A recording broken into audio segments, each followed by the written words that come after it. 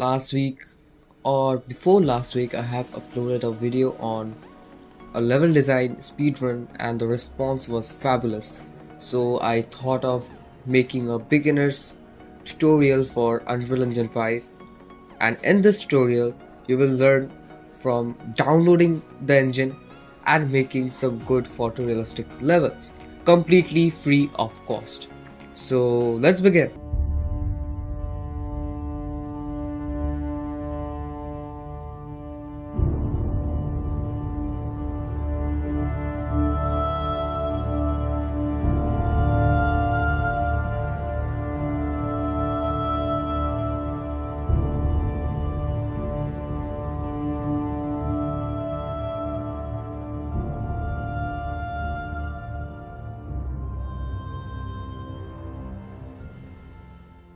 First, you need to download Epic Games from your launcher.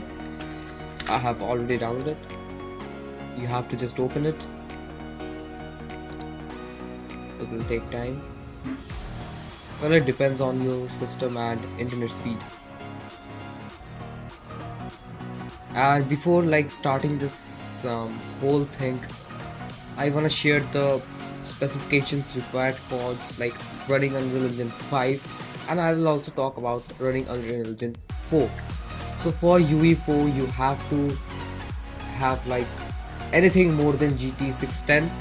Anything will work more than GT 610. I am using a 1050 Ti and UE4 just works fine. And for UE5, as the engine is more advanced, I cannot promise anything, but 1050 Ti you are good to go. But below 1050 Ti, 710 or 730, I cannot tell anything or promise anything. So after you have logged in with your account in Epic Games, here you will get two sections. One will be UE5 and one will be UE4. So here I have already downloaded UE5, so I cannot see the option is not for me. But once you will click on there, you will get a download option. UE5 is currently on preview access build. Previously it was on early access, and let me tell you the difference. Early access is for developers for bug fixes, and preview access is for the early access people who are just eagerly waiting to try the engine. And preview will there are some minor differences between preview build and the early access build. So once you have downloaded, you can go into your library right here, and in engines version you can use you can download 3 engines at a time. I have my latest Unreal Engine 4, and I have my latest Unreal Engine 5 engine. So one more, you can just click around here and choose which one you like. I would recommend using the latest ones. Updated ones are always best. After you have downloaded, you just click on launch. By the way, from here you can change which engine you want to launch, and here I have some assets from the Unreal Engine marketplace, which I will talk later about them.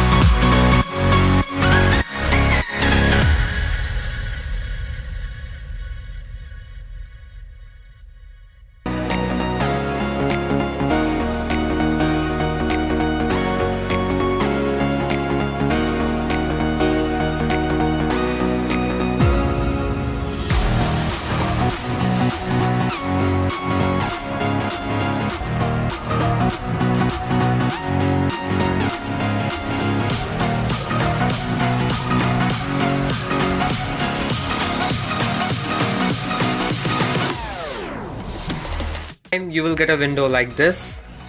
Basically, you can use Unreal Engine 5 for many purposes, for games, for videos, for movies, for VFX, for architecture, and basically for anything. You can virtually For any virtual thing you can use Unreal Engine. It's the currently best and most powerful engine available in the market. So from here we will just learn about games for now. Through games you can make cinematics, you can make architecture, like this all, you can combine this all things and use it in games, but you cannot use games in either of these three. So I'm choosing games.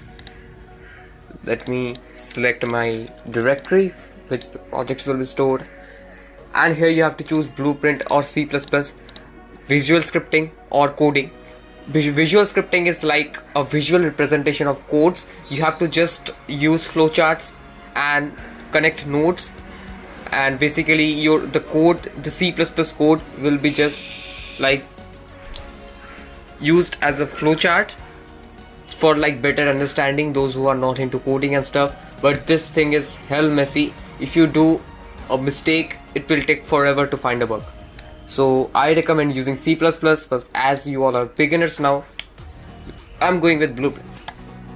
The target platform, it will be post desktop, PC, and quality I'm going for maximum. I'm enabling the starter content. You have to click, and you can, if you just click on it, it will be disabled, but if you click, it will be enabled. Just check it out, like once it is by default enabled or disabled.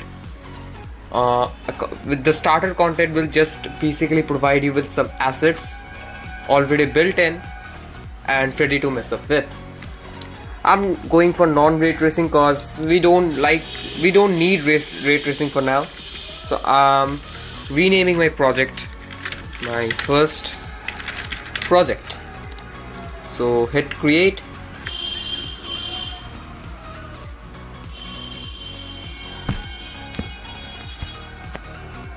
It's again loading.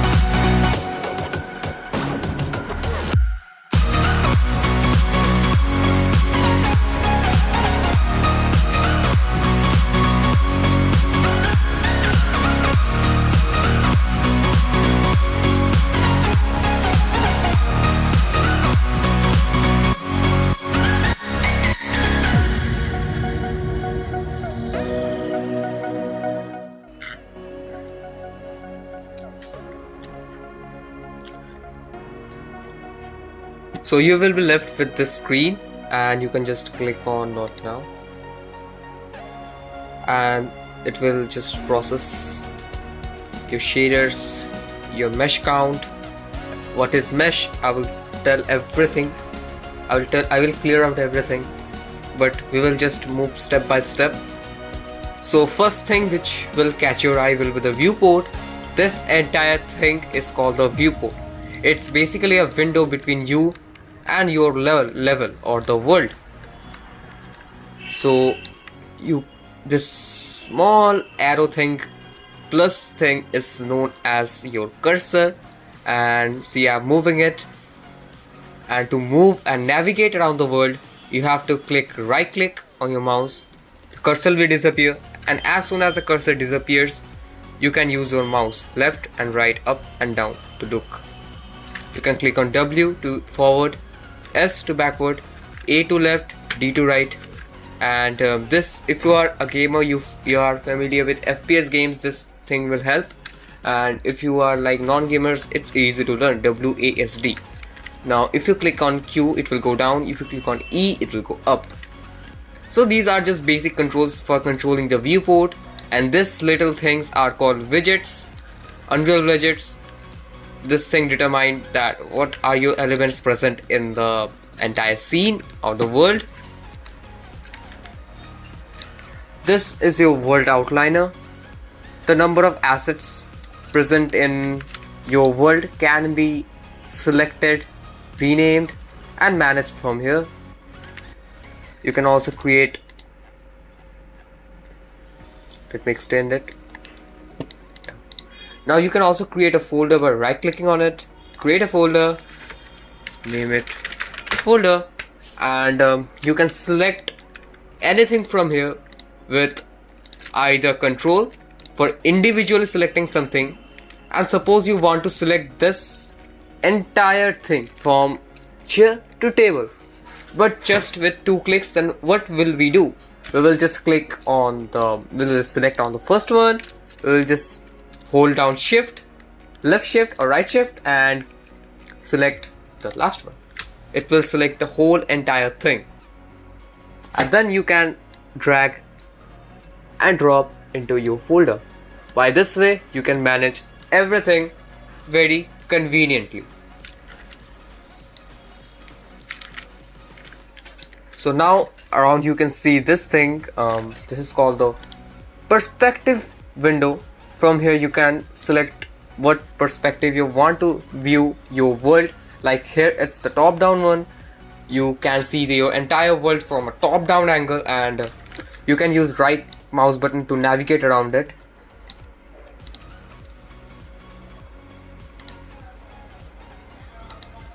Let me select it to perspective,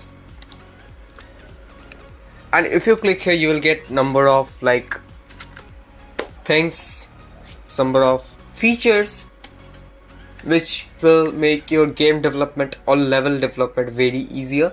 You can click on unlit mode to cut off your complete lighting from the level.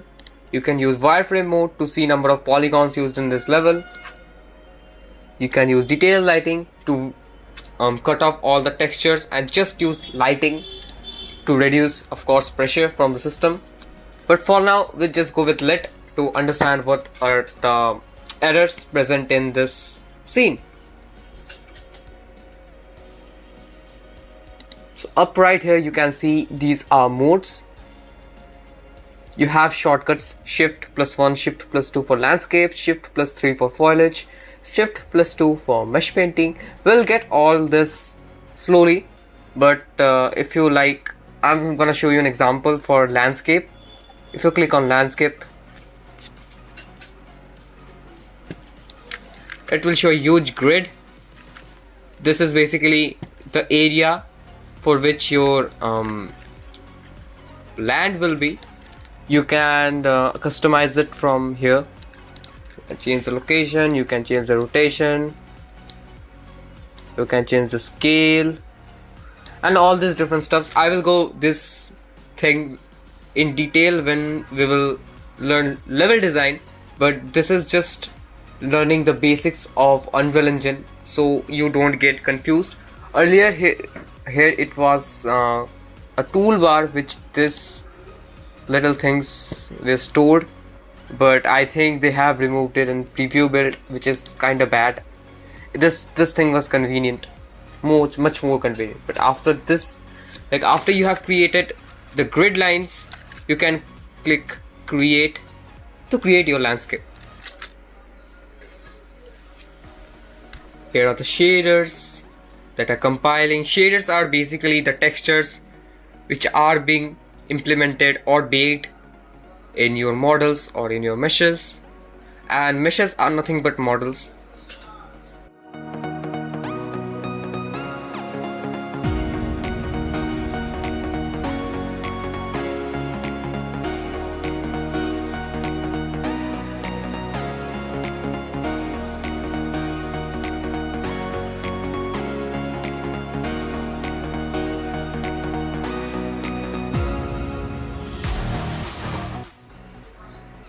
Alright, so it has imported.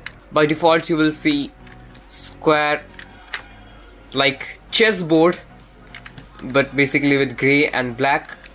This is the default texture which is used for every single mesh inside Unreal Engine. After that you can customize your materials, but for now this was just for a demonstration. I'm going to shift back to here, select mode, but this time we are not going to select from this window. We will use shift plus 1. Now we are in the select mode. Alright, now we will select this, we'll click on this, and we will click delete from our keyboard. Now this entire bad boy is deleted. Around here you have different tools. Here you have the select tool, from which you can select objects from your world. You can use from here, or you can use like this. Here we have the move tool, like to move objects to and fro, from here, from left to right, Z axis, X axis and Y axis. Control plus Z to undo the things you have done. This is the rotate option, from where we can rotate things. Again Control plus Z. This is something which I'm gonna talk about right now. By this you can rotate, you can change the size of objects, but as you can see this is like very lengthy thing, or you can easily mess with this thing.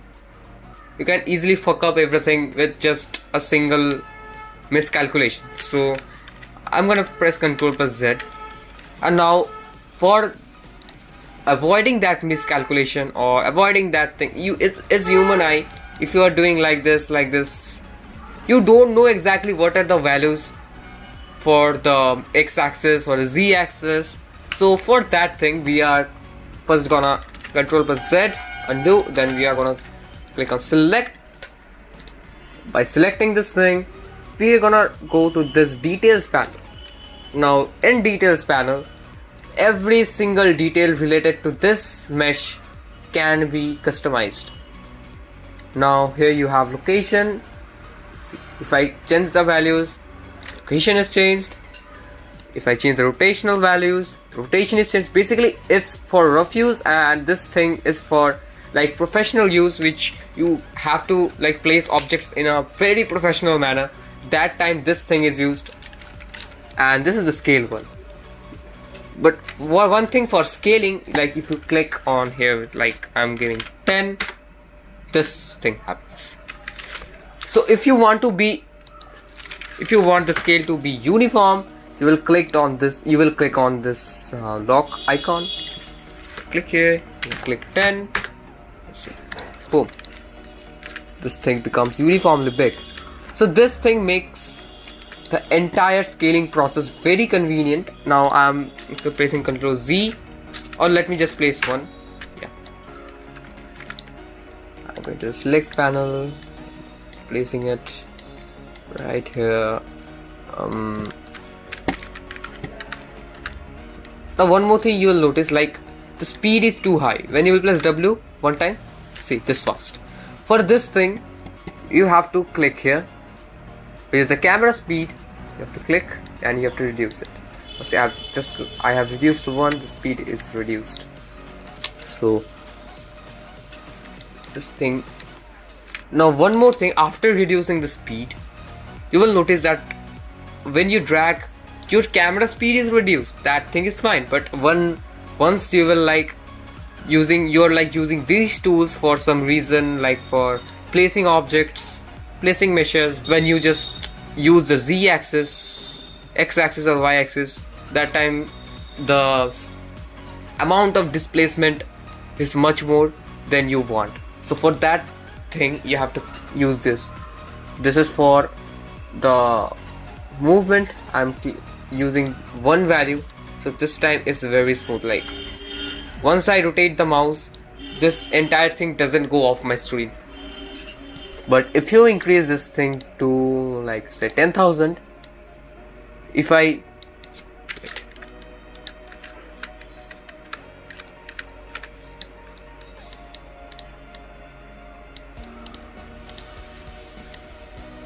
See, I just moves a bit and this entire thing moves. Now as you can see, if you are lost in your level, you cannot find where you have stored your level. This is a big infinite world. So what we will do right now, there comes the outliner, world outliner. You have to select some where your asset is stored. Like I want to, I have a chair in my level, so if I just move to the chair, I will reach my level, right?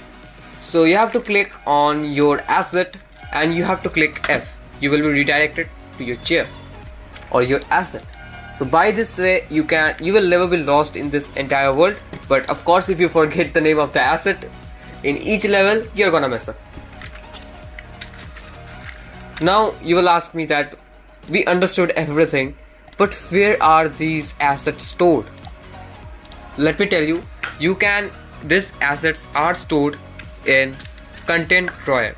Now how to bring that thing?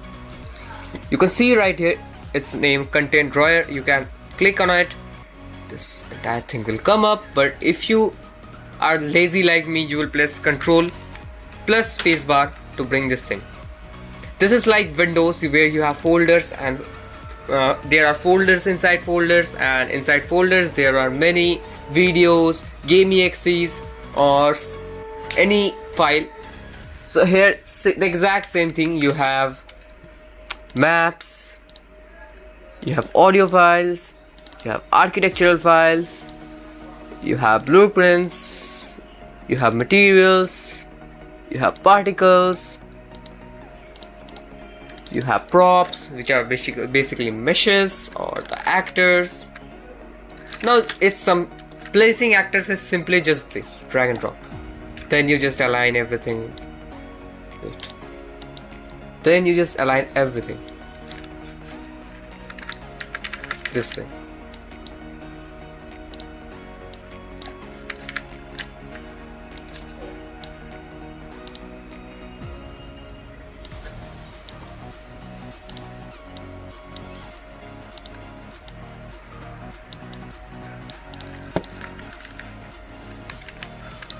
I think it's fine. So here we are. And this things, which is our last, I think so, yeah, it is our last topic for this video. These are called the widgets of your level, which will like demonstrate that which things. This is called the directional light. You can press Ctrl plus L to move this thing up and down, change the position of the sun. Where is the sun? Yeah. Let me delete the skybox. Skybox, I have deleted it. Yeah, now you can see. Now as you can see, you can change the position of the sun by simply holding Ctrl plus L, and you will notice this arrow also changes. So this is the directional light. This will decide that from which direction the sunlight is passing through. You can always mess with this or color grade the things. So for now I will leave it to blue. This thing can change your entire aesthetic of the level. So like that, this is called the player start actor, which decides that the spawn point of your character or your cinematic. And this is called the sky sphere or the skylight. Sorry, not sky sphere, this is called the skylight. Skylight is basically the sky which you're seeing above. This is called the reflection capture, which is used for capturing reflections around your surfaces.